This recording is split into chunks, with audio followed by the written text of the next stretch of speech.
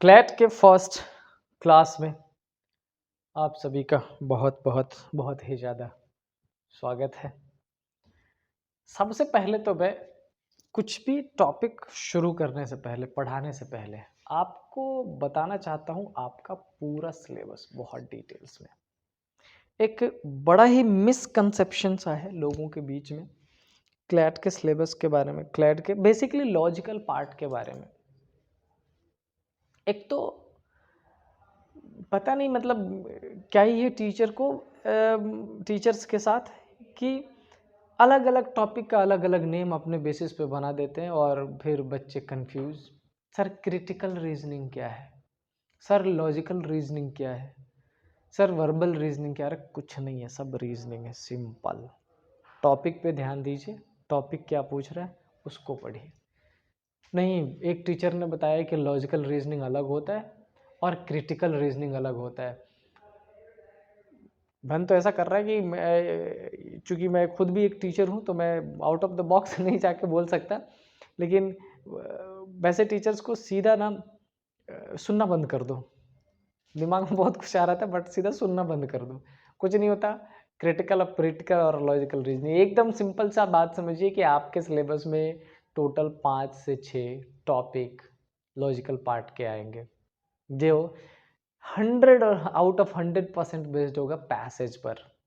आप कितने अच्छे हैं रीडिंग कॉम्प्रिहेंशन में, आपका वोकैबुलरी कितना अच्छा है, आपके इंग्लिश के जो स्किल्स हैं वो कितने डेवलप्ड हैं, आप किसी पर्टिकुलर पैसेज के थीम को कितना जल्दी रिकॉग्नाइज कर पाते हैं।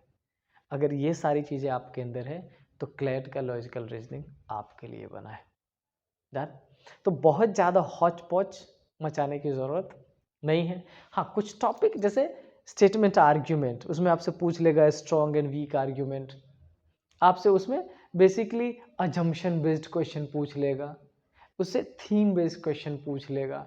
आपसे पूछ सकता है कि जो राइटर है उसने उस पैसेज में जो लिखा है उसमें उसका क्या थॉट प्रोसेस है, ऐसे कुछ क्वेश्चंस बनते हैं। राइट, तो 4-5 टॉपिक है, 4-5 टॉपिक भी अपन पढ़ेंगे और साथ में मैंने आपसे बताया था कि प्रीवियस ईयर का डिटेल्स आपको मैं कराऊंगा 2020 से लेकर 2024 तक का। अब बोलो 2020 से पहले, तो 2020 से पहले जो क्लैट की रीजनिंग होती थी वो बेसिक रीजनिंग जो बैंकिंग और एसएससी का सेगमेंट होता था उसका ऑलमोस्ट वो मिक्स्ड सिलेबस होता था। ठीक है, तो मेरी सजेशन ये, इस टॉपिक पे आगे बढ़ने से पहले आप पढ़ाई शुरू करो। क्या इंग्लिश कैसा, द हिंदी न्यूज़पेपर उसका एडिटोरियल पढ़ लीजिए, द टाइम्स ऑफ इंडिया उसका एडिटोरियल पढ़िए, उसमें से समझिए, उसमें से अपने हिसाब से डेटा निकालिए। अगर आप वो करना सीख जाते हैं तो आपके लिए आसान हो जाएगा। डन। चलो देखते हैं, तो आज हम करने वाले एनालिसिस क्रिटिकल लॉजिकल रीजनिंग का, वो भी किसका, क्लैट का। क्या क्या आता है, कैसा कैसा आता है, सारी डिटेल्स।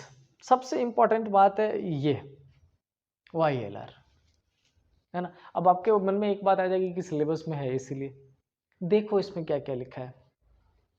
सबसे पहले क्या लिखा है, तो sharpens your ability to critically analyse a situation. मतलब ये कि बीइंग अ लॉयर हमारी रिस्पॉन्सिबिलिटी बनती है कि हमारे सामने कोई सिचुएशन, कोई इमरजेंसी की कंडीशन आ जाए जिसमें डिसीजन मेकिंग का कंडीशन हो, तो आप उसमें पैनिक ना हो जाए, चीज़ों को एनालाइज करें बिना बायसनेस और आसानी से सॉल्व आउट कर पाए। इसलिए आते हैं और डिटेल से क्या लिखा है। To test the ability of candidates to think logically, are they able to think और नॉट। किसी भी सिचुएशन में दो पर्सन एक साथ खड़े हैं, they are not talking to each other, does it mean they are enemy, does it mean they are friends. क्या इसका मतलब है कि वो दोनों एक दूसरे को जानते हैं? आपको डिसाइड करना पड़ेगा सिचुएशन की कंडीशन को समझते हुए। क्या लिखा है, to assess the candidates ability to analyse arguments. समझते हो, स्टेटमेंट एंड आर्ग्यूमेंट जो टॉपिक है पढ़ाऊंगा मैं डिटेल्स में, कौन सा वीक आर्ग्यूमेंट है, कौन सा स्ट्रॉन्ग आर्ग्यूमेंट है, कौन सा आर्ग्यूमेंट है जो सपोर्ट कर रहा है गिवन स्टेटमेंट के। क्वेश्चन में ऐसा पैटर्न आपसे पूछ लिया जाता है। Draw conclusion from the text and think critically in any situation. आपके पास पैसेज है, उसको थ्रू आउट रीड करके क्रिटिकली उसका एनालिसिस करना आपके लिए ज़रूरी है। To check whether you are smart, that is the biggest thing. Yes, और मेरे को पता है कि आप सारे बहुत ज़्यादा स्मार्ट हो, तभी तो क्लैट का प्रिपरेशन कर रहे हो, right. In a simple word, to check whether you are smart, ऐसा। ये रहा लॉजिकल रीजनिंग में कुछ मैंने लिख दिया था आपके लिए ताकि आप कॉन्फिडेंट रहो। अब बात करते हैं किसकी, सिलेबस की। क्या है सिलेबस क्लैट का? देखो, logical reasoning are based on passage. मैंने आपको स्टार्टिंग में ही बताया है कि पैसेज आपको मिलेंगे 150 से 200 वर्ड्स के, मतलब बेसिकली इंग्लिश। और उसमें क्या होता है, उसमें कई सारे करंट के टॉपिक आपको मिल जाएंगे। करंट के जो हैपनिंग्स है उस पर बेस्ड होता है। कई सारे जो रिसेंटली सुप्रीम कोर्ट ने कुछ डिसीजन दिया होगा, कुछ वर्डिक्ट आया होगा, उस पर बेस्ड हो जाएंगे। जो इंटरनेशनल कॉन्फ्लिक्ट चल रहा है उस पर बेस्ड हो जाएगा। जो इंटरनेशनल एपिडेमिक है उस पर बेस्ड हो जाएगा। जो इंटरनेशनल मतलब डिफरेंट कंसर्न है उस पर बेस्ड हो जाएगा। तो सिंपल सा मतलब ये कि अगर आप करंट से बहुत अच्छे से अवेयर है, आप किसी भी पैसेज के, किसी भी एसे के थीम को समझ पा रहे हैं, उसका जो एक्चुअल रीजन है उसको कनेक्ट कर पा रहे हैं, तो आपके लिए ईजी रहेगा समझना। ठीक है, it means you must be very good at English and 20% weightage in the CLAT syllabus. और इसका 20% वेटेज है। कितने क्वेश्चन आने वाले हैं, किस सब्जेक्ट का कितना, every details I am going to give you in this topic. Yes, और हाँ, साथ में मैं एक रोड मैप भी देने वाला हूँ जिस पे चलते हुए आप अकेले नहीं, मैं भी आपके साथ चलूँगा, बेहतरीन रिजल्ट की कोशिश करेंगे और लेके आएंगे। यस,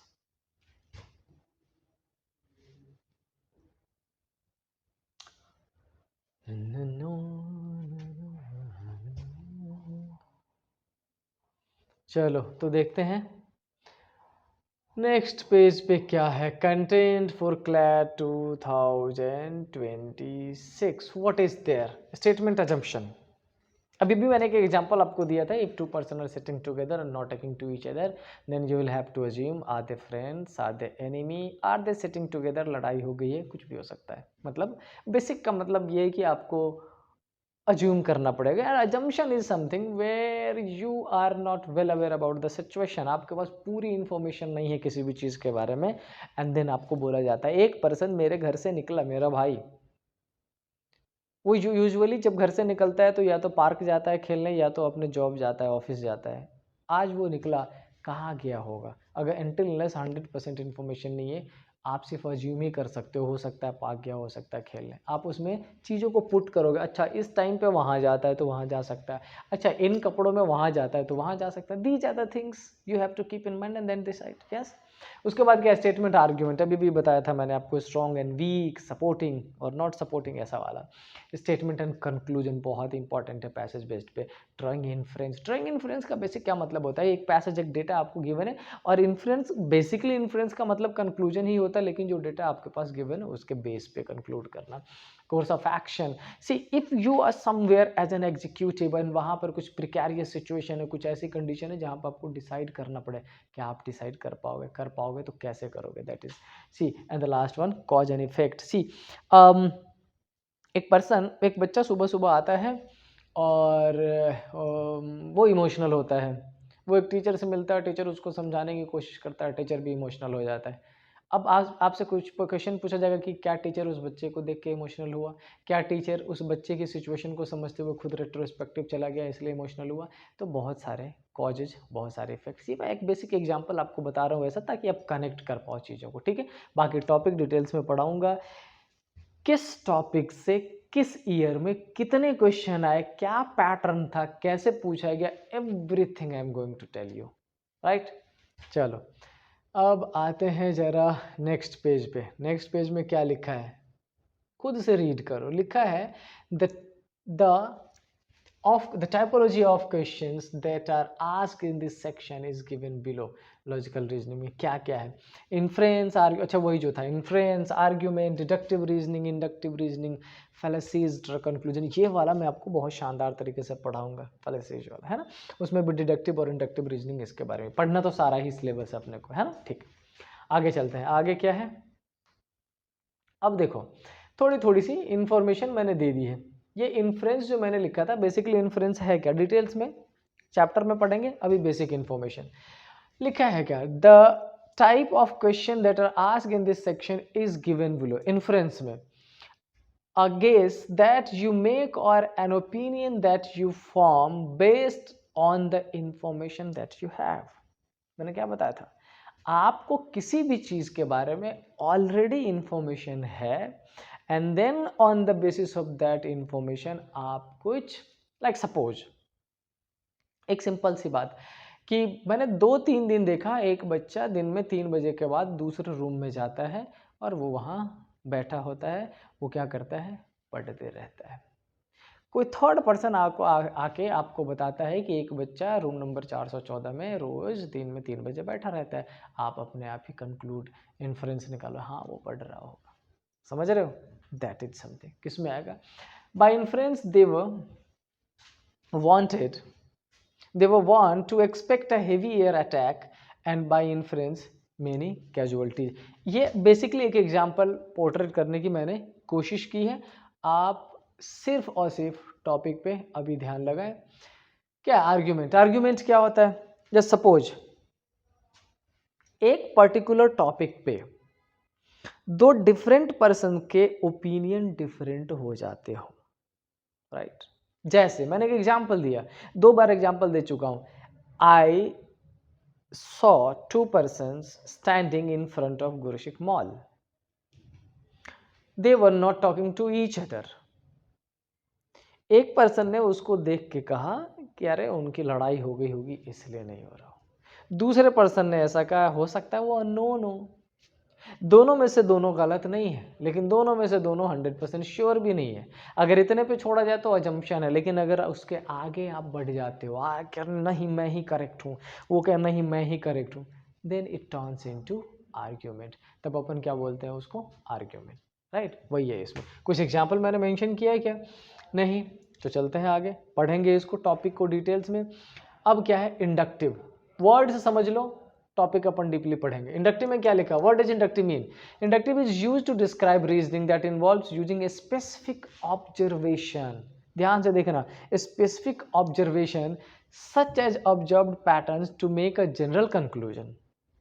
मतलब आप कंक्लूजन जनरल निकाल रहे हो, लेकिन किस चीज पे? ऑब्जर्वेशन बहुत स्पेसिफिक होना चाहिए। एग्जांपल मैंने मेंशन कर रखा है इधर, आपको दिखाता हूं उसमें। For example let's say you go to a cafe every day for a month and every day the same person comes at exactly 11 AM and orders a cappuccino। आप जब जाते हो उसी टाइम पे कोई एक और पर्सन आता है और क्या ऑर्डर करता है? कैपुचिनो ऑर्डर करता है। The specific observation is that this person has come to the cafe at the same time and ordered the same thing every day during the period। जब ऑब्जर्वेशन किया गया, हो सकता है आप 7 डेज गए हो, आपने 7 डेज देखा हो, आप 3 डेज गए हो, आपने 3 डेज देखा हो, आपने ऑब्जर्वेशन बना लिया कि ये पर्सन इतने बजे आता है, यही ऑर्डर करता है, right? A general conclusion drawn from these premises could be that this person always comes to the cafe at the same time, order the same thing। that is inductive reasoning। समझ आई बात? लेकिन क्या वो 100% correct होगा? नहीं। हो सकता है आपने 3 दिन देखा, उसमें वो करेक्ट है, 4th डे वो आया ही ना हो, 4th डे वो आया हो, उसने कुछ और ही चीज़ ले रखी हो। Possibilities are there, right? चलो देखते हैं नेक्स्ट में क्या लिखा है। डिडक्टिव में